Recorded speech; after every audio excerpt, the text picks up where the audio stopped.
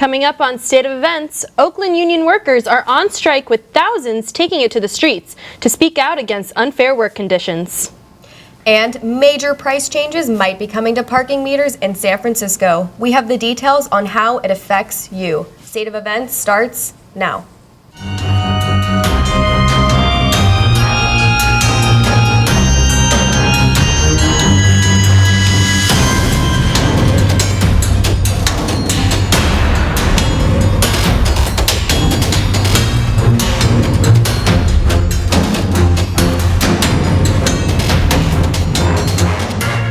Welcome to State of Events. I'm Corinne Rivera.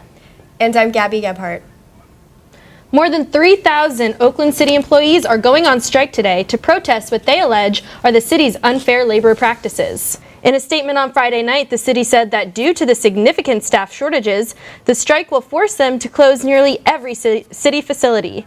The multiple unions that are on strike are fighting for increased compensation and concerns with workplace conditions, understaffing levels, and cost of living. Firefighters and police officers will not be participating in the strike. This past weekend marked the one-year anniversary of the deadly ghost ship fire in Oakland. On Monday, the much-anticipated preliminary hearing began. Derek Almina and Max Harris are two ghost ship tenants accused of causing the deaths of 36 people.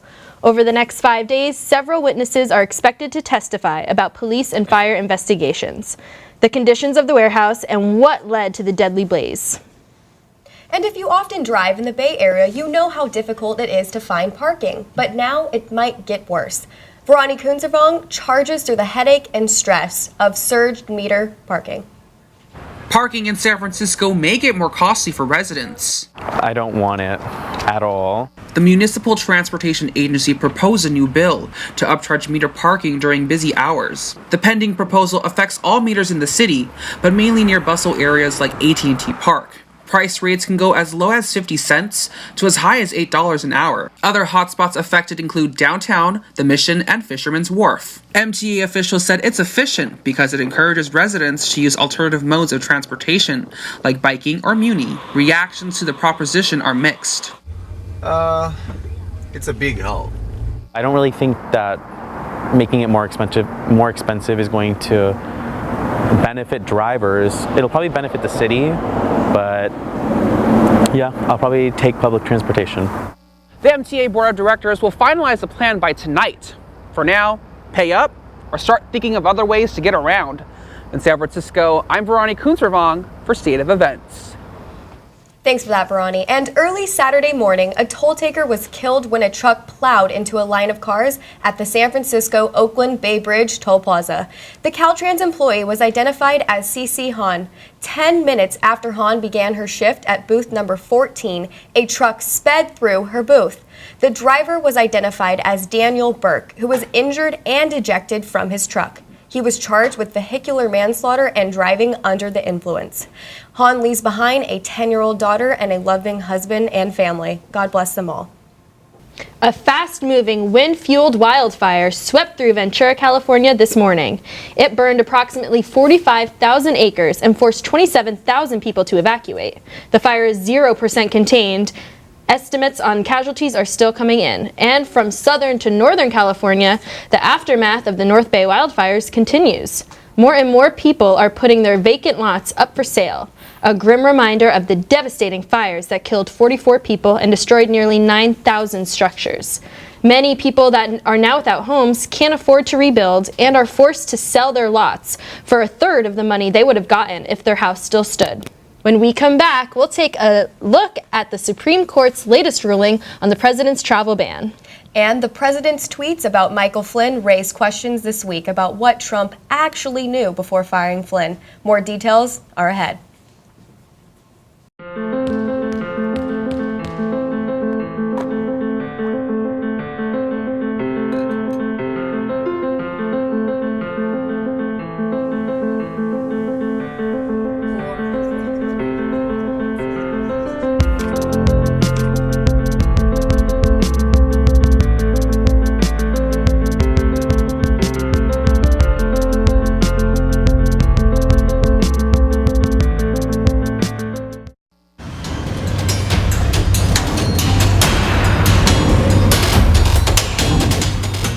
Welcome back to State of Events. We hope you are having a pleasant afternoon today.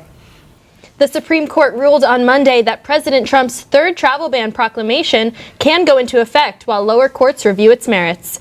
This will indefinitely block the travel of most citizens from Iran, Chad, Libya, North Korea, Syria, Yemen, and Somalia. Under this order, the ban has no end date, and the restrictions are different for each country. The federal government could consider revising the restrictions depending on certain standards. On Friday, former National Security Advisor Michael Flynn pleaded guilty to lying to the FBI about his contacts with the former Russian ambassador. He's now cooperating with Robert Mueller's investigation into whether the Trump campaign coordinated with Russia during last year's election. On Saturday, Trump tweeted that he fired Flynn for lying to the FBI. Many people are pointing out that if Trump knew this when he asked former FBI Director James Comey to lay off the investigation into Flynn, it could signal that the president obstructed justice. But President Trump's lawyer released a statement saying that he wrote the tweet. And today, the Executive Board of the International Olympic Committee has decided that Russia will not be allowed to participate in the 2018 Winter Games in South Korea.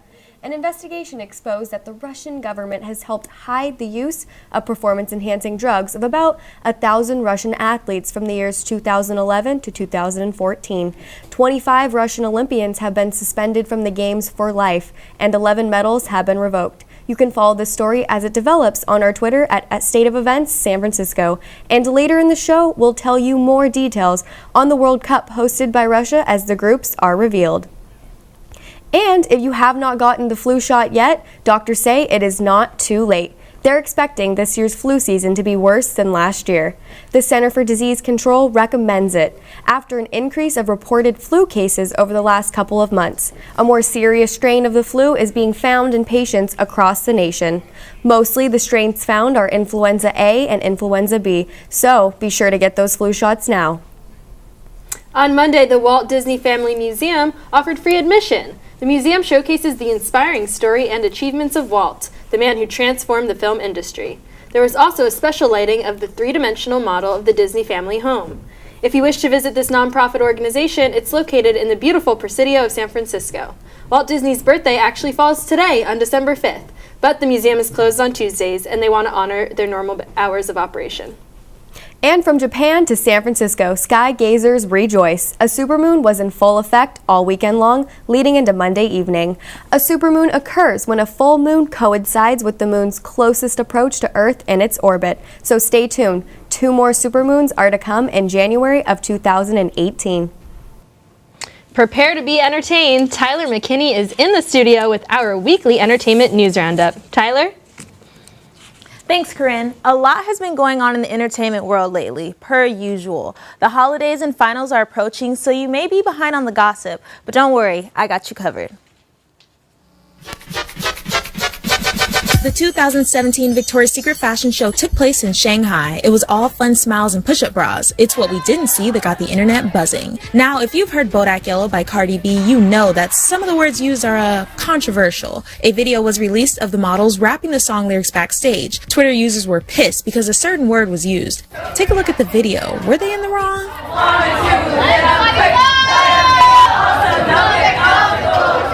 Did you hear that bleep? In other news, Rihanna had a street named after her. Ugh, Fenty Beauty and now this? I'm overwhelmed and contemplating moving to Barbados to live on Rihanna Drive. Doesn't she look amazing? The 2018 Grammy nominations are here, and for the first time since 1999, the Album of the Year category doesn't include a white male or group. Why is this news? Because it's rare. Artists of color and their fans are jumping for joy. Childish Gambino, Jay-Z, Kendrick Lamar, Lorde, and Bruno Mars are in the running. Why did it take so long to include some diversity? I'm just wondering. We all remember Steve Harvey's flub when announcing Miss Universe 2015. Well, he was called back to host this year's event, surprisingly. There were waterfalls of tears after South Africa was crowned Miss Universe. The second runner-up, Jamaica. She was the first Afro queen to take the stage at Miss Universe. This is huge. Other than that, people are still concerned about whether or not Khloe and Kylie are pregnant, Prince Harry is engaged, and Twitter users continue to shred Tomi Lahren because she's Tomi Lahren. That is all. For more information on the latest gossip, visit sfsustateofevents.com. I'm Tyler McKinney. Back to you ladies at the desk. There is definitely a lot going on in the entertainment world. Definitely. After the break, we've got you covered in all corners of sports, from the FIFA World Cup to football. Our sports reporters are standing by. And later, we'll dive into the entertainment roundup where the movie Mulan has been casted for the live-action remake. Stay tuned to find out who it is.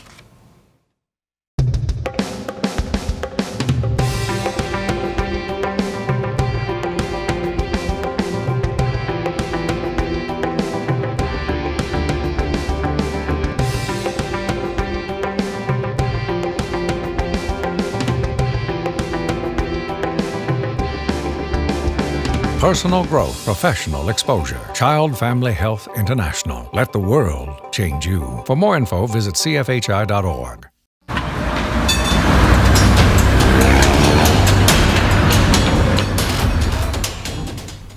It was a busy sports weekend, but don't worry if you missed any of the action. Chris is in the studio and has you covered with updates. Chris? Stop the presses. Both Bay Area football teams won this weekend? Let's find out. We're going to start off with the Raiders versus the New York Giants. After a quick 3-and-out by the New York Giants, Marshawn Lynch takes this one to the house. Nobody's going to catch him. And that's what happens when you try to tackle Marshawn Lynch. He usually scores touchdowns. Let's take another look at that. It looks like the New York Giants sent an all-out blitz. And when you blitz a running back, he just has to make one guy miss, and he's gone to the house. And then we're going to fast forward to the fourth quarter here. Derek Carr with a little screen pass to Marshawn Lynch. This is all about Marshawn Lynch today, obviously, and he jukes one guy, jukes the other, and he carries about 3 guys before they tackle him down inside the 30-yard line. And the Raider fans in the town are loving it. As you can see on the screen here, they're going absolutely nuts, and I mean berserk. Later on in the fourth, we're going to throw it to Cordarrelle Patterson for a screen pass. And it's like 2010 all over again. When he played for the Vikings, all you got to do is throw it to him, and he outruns everybody. He didn't score a touchdown, though, as Landry Collins tackles him, but the Raiders end up winning 24-17. Now some 49ers action. As you can see here, Eric Reed stops the running back in the back of the backfield. And the Niners are looking for the second win of the season as they play the Bears. The big story of this week, though, the new quarterback, Jimmy Garoppolo, who the 49ers acquired via trade from the Patriots a few weeks ago, was making his first start for the 49ers. And if that's not enough pressure, he is doing it in front of his hometown area of Chicago. The future looks bright, however, as Jimmy G looked pretty good, and he led the 49ers to the win, thanks in part to some Robbie Gould field goals, who just happened to play for the Bears as well. And he came back to haunt his former team. Niners win 15-14. With that win, it is official. It is time. It is the Jimmy G era in Santa Clara. Some quick notes, however. The Warriors win a close one last night against the New Orleans Pelicans, 125-110. But point guard Steph Curry left the game with an ankle injury. And San Francisco Giants fans are hoping they are on Santa's nice list because Christmas might come a little early for them. After a horrendous year, the Giants are among 3 teams are believed to land the NL MVP Giancarlo Stanton. Reports suggest a trade will be completed by the end of the week. Back to both of you guys at the desk. Although Russian Olympians and the government are under scrutiny, Russia will be hosting the FIFA World Cup in 2018. Lucia Cabrera has the details. The FIFA World Cup Russia 2018 is ready for next summertime, and the 32 teams that will be facing each other in the biggest country are getting things ready. The television stations that will be hosting the World Cup is Telemundo and NBC Universe, but Telemundo could not hold their joy of hosting the World Cup on their channel and provided a gambling game for the fans that could win up to $1,000. What was the trick? Well, Telemundo's game included the final draw for the World Cup. Who played the game on their website and tried to get as close as to the official draw could win the cash. But from the website, we moved to Russia, where things were getting started. On the red carpet, there were many well-known faces, that's including the 32 coaches and assistants from each national team. When the draw started, each mini soccer ball had the name of the team and group they would be placed on. At the end of the pick, the groups were made and mentioned that the death group was pointed to be Group F, where it had Germany, Mexico, Sweden, and Korea Republic. The first game will be played by the host Russia against Saudi Arabia on June 14. Have a wonderful, loving, and safe holidays. I'm Lucia Cabrera, State of Events. Thanks for that, Lucia. And single ladies rejoice. Like many of us, the Seawright family has a tradition of sending Christmas cards to various friends and family members. This year, Emily's family is excited, expecting, and engaged. While Emily is just being herself, we cannot stop sharing it on the internet. Her family members are paired with their partners and children, and then Emily is just standing there. And of course, Emily and her family are happy to be together for the holiday season. And the time for holiday cheer is here. One little girl from Trinity, Texas had one simple request for the man in red this holiday season. Lyndon Bartell was exhausted from a long day of shopping when she went to visit Santa Claus. When Santa asked her what she wanted for Christmas, she simply replied that she wanted to take a nap. Santa was happy to grant her wish and started to take a snooze with her. If more parents knew Santa could give out naps as Christmas gifts, Santa would be way too busy. And you'll want to stay awake for now because it's been a big week for movies. Yaz joins us to talk about all the details. Tell us what you've learned, Yaz. Hello again. There's so much exciting news in cinema right now. Here are the highlights. Disney broke the internet again for two reasons. First, they released the official trailer for Avengers Infinity Wars. Not only did fans hyperventilate, everyone is asking, where the hell is the Soul Stone? Best guess is coming up in the Black Panther movie. Second, on the same day of the trailer's release, Disney announced their choice for Mulan in the upcoming live-action remake. This is so exciting news. Introducing Chinese actress and singer Liu Yifei, who also goes by Crystal Liu. So far, fan reactions have been positive, myself included. And up next, a sneak peek for Jurassic World 2 Fallen Kingdom was released that said the full-length trailer will drop this Thursday during the NFL game. If Netflix is more your style, they have 14 original movies releasing throughout December, ranging from comedy specials and action thrillers starring Will Smith, and of course, holiday specials. Now for full video trailers and release dates, you can visit us at sfsu.stateofevents.com.